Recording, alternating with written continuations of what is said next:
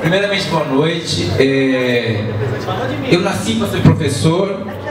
Eu sonhava desde criança ter filas de cadeiras enfileiradas com alunos e etc e tal. Eu já tinha dado aula no estado anteriormente, mas o Colégio Amade é que realizou realmente meu sonho e me deu uma infraestrutura própria para desenvolver o meu trabalho. E eu nunca tive peso para vir trabalhar.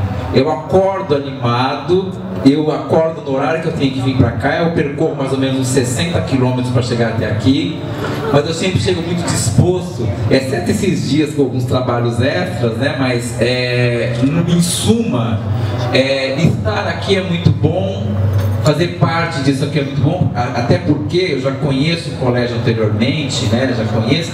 E é um privilégio estar aqui, e para mim, aqui é o melhor lugar do mundo, entendeu? E eu queria agradecer a todos, fiz amigos, irmãos e parceiros, e estamos aí, independente de qualquer outra coisa, limites de aproximações e afastamentos, importante que os corações estejam juntos. Obrigado a todos e...